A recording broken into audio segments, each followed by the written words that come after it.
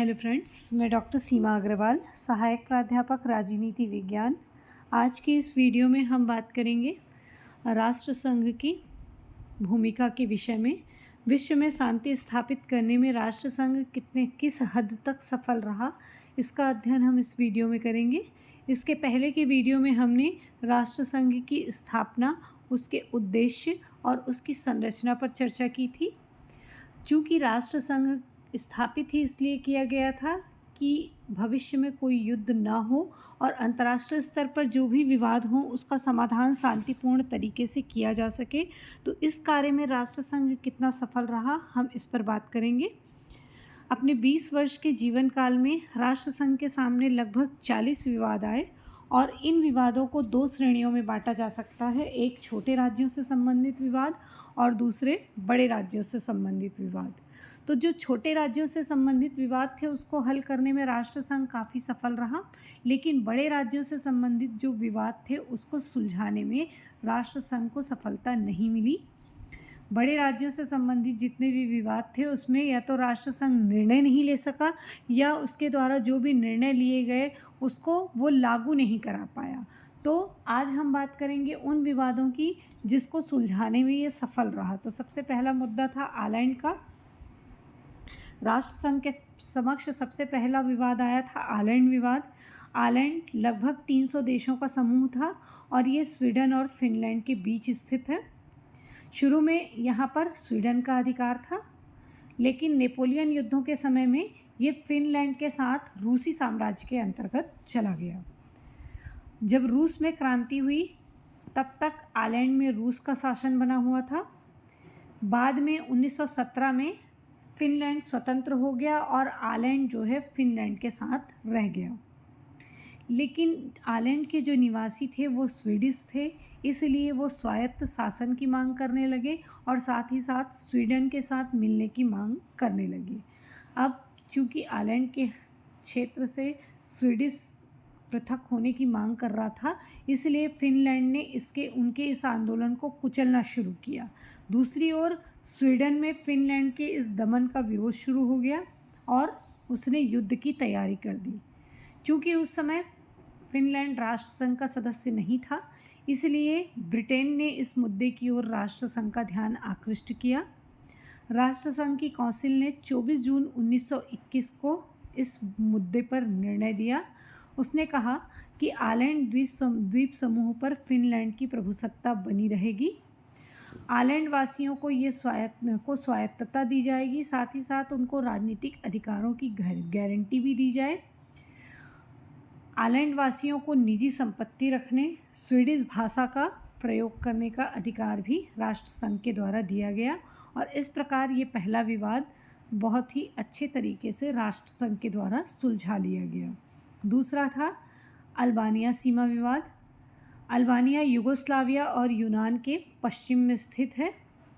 Yugoslavia और यूनान दोनों ही मिलकर अल्बानिया का आपस में बंटवारा करना चाहते थे, जबकि राष्ट्रसंघ अल्बानिया को एक स्वतंत्र राज्य के रूप में मान्यता दे चुका था, किंतु अल्बानिया का सीमा निर्धारण नहीं हो पाया था। सीमा निर्धारण में कुछ विलंब था और इसी का फ़ायदा उठाकर यूगोस्लाविया और यूनान अल्बानिया के क्षेत्र को हड़पना चाहते थे। यूगोस्लाविया ने 1921 में अल्बानिया पर आक्रमण कर दिया। तब राष्ट्रसंघ की काउंसिल ने ये निर्णय किया कि यूगोस्लाविया की इस हरकत पर उसके विरुद्ध कार्रवाई की जा सकती है। यूगोस्लाविया ने इस चेतावनी को ध्यान में रखा और साथ ही साथ इस चेतावनी से भयभीत होते हुए उसने अपनी सेनाएं अल्बानिया से हटा ली। इस प्रकार ये मुद्दा भी सुलझा लिया गया। तीसरा विवाद था ट्यूनीशिया मोरक्को विवाद। ये मुख्य रूप से ब्रिटेन और फ्रांस के बीच था। ट्यूनीशिया और मोरक्को का विवाद ब्रिटेन और फ्रांस के बीच में था। ब्रिटेन चाहता था कि पंच निर्णय के माध्यम से इस विवाद को सुलझा लिया जाए, जबकि ब्रिटेन ये कह रहा था कि ये उसका घरेलू मामला है और इसलिए वो ब्रिटेन के प्रस्ताव को स्वीकार नहीं करेगा। बाद में इस विवाद को अंतर्राष्ट्रीय न्यायालय में प्रस्तुत किया गया और अंतर्राष्ट्रीय न्यायालय ने ये निर्णय दिया कि फ्रांस का ये घरेलू विवाद नहीं है, घरेलू अधिकार क्षेत्र संबंधित उसका जो दावा था वो निरस्त कर दिया गया और राष्ट्र संघ के प्रयास से ये विवाद दोनों देशों के आपसी विचार विमर्श के द्वारा हल कर लिया गया। चौथा था जीवोर्जिना विवाद। पोलैंड और चेकोस्लोवाकिया के मध्य सीमा विवाद चल रहा था। संघ के द्वारा नियुक्त आयोग ने इसमें अपनी सिफारिशें दी, जिन्हें संघ ने लागू किया और इन सिफारिशों को दोनों ही देशों ने स्वीकार कर लिया और ये विवाद भी सुलझा लिया गया। पांचवा विवाद था हंगरी रोमानिया विवाद। पेरिस के शांति समझौते के द्वारा रोमानिया को हंगरी के ट्रांसिल्वानिया और बनात क्षेत्र प्राप्त हुए थे। इन प्रदेशों में बसे लोग हंगरी मूल के थे, जो स्वेच्छा से हंगरी में बसना चाहते थे, लेकिन उनकी रोमानिया से सम्मिलित किए गए प्रदेशों में अतुलित संपदा थी। अब मुद्दा इन संपदा का ही था। राष्ट्रसंघ के प्रयासों से दोनों देशों के बीच इस संबंध में समझौता हुआ और इस समस्या का भी शांतिपूर्ण ढंग से समाधान कर लिया गया। छठवां विवाद था बुल्गारिया यूनान विवाद। बुल्गारिया और यूनान के गंभीर विवाद को भी राष्ट्रसंघ के द्वारा शांतिपूर्ण ढंग से सुलझा लिया गया। दोनों देशों के बीच सीमा विवाद चल रहा था। यूनान ने बुल्गारिया पर आक्रमण कर दिया था। बुल्गारिया ने राष्ट्रसंघ में इस यूनानी आक्रमण की शिकायत की। राष्ट्रसंघ की परिषद ने लड़ाई बंद करने और दोनों राष्ट्रों की सेनाओं को अपनी सीमाओं में लौटने का आदेश दिया, अपनी अपनी सेनाओं को वापस लौटने का आदेश दिया। दोनों ही राष्ट्रों ने राष्ट्रसंघ के इस आदेश का पालन किया और ये विवाद भी शांतिपूर्ण ढंग से सुलझा लिया गया। अगला विवाद था जर्मनी पोलैंड सीमा विवाद। अब जर्मनी और पोलैंड के बीच जो सीमा विवाद चल रहा था, उसमें फ्रांस की सहानुभूति पोलैंड के साथ थी और ब्रिटेन की सहानुभूति जर्मनी के साथ थी। ये विवाद राष्ट्रसंघ के सम्मुख प्रस्तुत किया गया। राष्ट्रसंघ की परिषद के द्वारा सीमा रेखा के संबंध में जो भी सुझाव दिए गए, उसे पोलैंड और जर्मनी के द्वारा स्वीकार कर लिया गया और कुल मिलाकर ये विवाद भी सुलझा लिया गया। अगला मामला था लैटिशिया विवाद। लैटिशिया नगर कोलंबिया और पेरू राज्यों की सीमा में स्थित है।